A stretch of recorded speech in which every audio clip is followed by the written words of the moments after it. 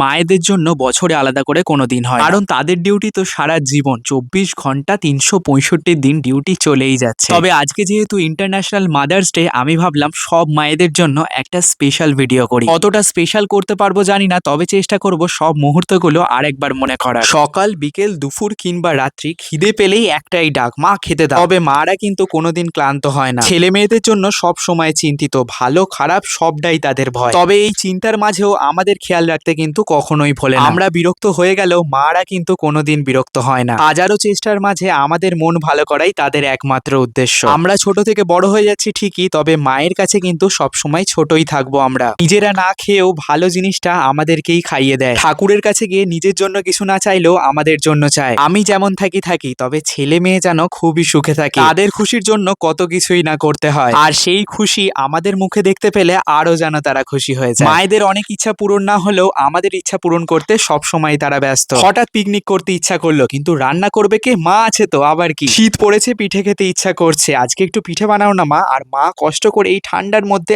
আবার পিঠে বানাচ্ছে। মায়েদের কিন্তু খুব বেশি কিছু লাগে না, জন্মদিনে ছেলে মেয়েদের কাছ থেকে একটু হ্যাপি বার্থডে শুনতে পেলেই মা খুশি। আর এই মুহূর্তটাই আমাদের হয়তো সারা জীবন সাথে থেকে যাবে। নিজের খেয়াল না রাখলেও ছেলে মেয়েদের খেয়াল রাখতে কিন্তু কখনোই ভোলে না মা। কি করলে তার ছেলে মেয়েরা খুশি হবে সেটা কিন্তু সব মাই জানে। তবে মায়েদের একটাই চাওয়া পাওয়া, সেটা হচ্ছে ছেলে মেয়েদের খুশি। আর সেই খুশি করার জন্যই সব মায়েরা তাদের সবটা দিয়েই চেষ্টা করে, সেটা যতই কষ্টের হোক। বাচ্চারা কত কিছুই না করে, কখনো কান্নাকাটি করে, কখনো আবার অন্য কিছু বদমাশি। আমি বোনকে দেখি, ও কিন্তু কোনোদিন বিরক্ত হয় না। আর রুহির বদমাশিগুলো দেখে আমার মায়ের কথা মনে পড়ে। ফোনের কিছু একটা শেখাতে গিয়েই আমি বিরক্ত হয়ে যাই, কিন্তু মা মনে হয় আমাদেরকে অওয়া শেখাতে গিয়ে বিরক্ত হয়। বোন যেরকম স্কুলের বাইরে রুহির জন্য অপেক্ষা করে, কত কষ্ট হয়, তারপরেও ওখানেই থাকে। আর সেই সব দেখেই আমারও মনে হয়, মাও মনে হয় আমাদের জন্য স্কুলের বাইরে অপেক্ষা করেছে। তখন তো এত বুঝতাম না, না হলে হয়তো মাকে জড়িয়ে ধরতাম। রোদ, গরম, বৃষ্টি, সাইকেল নিয়ে হোক কিংবা হেঁটে আমাদেরকে পড়তে দিয়ে আসতো। আজ আমরা বড় হয়ে গেছি ঠিকই, কিন্তু মায়ের কাছে আজও বাচ্চা। ঠাকুমার সাথে আমার হাজারো ঝামেলা, কিন্তু এক টুকরো মাংস হলেও আমাকে দিয়ে যায়। হয়তো এটাকেই ভালোবাসা বলে। সুখ দুঃখর মুহূর্ত তো অনেকই আছে, তবে বোন বাড়ি গেলে দিদুন যখন কেঁদে ফেলে, তখন ভাবি তার ভালোবাসাটা কতটা গভীর। মাকে দেখি বোন কিংবা রুহির শরীর খারাপ হলে কতটা চিন্তা করে। মা ষষ্ঠীর উপোস করে ছেলে মেয়েদের ফোঁটাও দেয় মঙ্গল কামনায়। মায়ের কাছে কিন্তু সব ছেলে মেয়েই তার নিজে, আলাদা করে কিন্তু কেউ ভাগ করে না। সব সময়ই তারা আমাদের মঙ্গল কামনা চাইছে। আর এই মায়ের সাথে ক্যামেরাবন্দি মুহূর্ত একটু কম, তবে ভালোবাসার মুহূর্ত কিন্তু কম নেই। রোজ দিনই আমাদের কাটা ছেঁড়া ব্যথা যন্ত্রণা লেগেই আছে। আর আমাদের এই কষ্ট দেখে মা কিন্তু থাকতে পারে না। যতক্ষণ না ঠিক হচ্ছে ততক্ষণ ছাড়বে না। মা হয়তো এটাই চায়, আর মায়ের কাছে এই ছোট মুহূর্তগুলোই হয়তো অনেক বড়। তারা হয়তো আমাদের কাছে কিছুই চায় না, এইটুকু ছাড়া। পয়লা বৈশাখে নিজের জন্য কিছুই কেনেনি, কিন্তু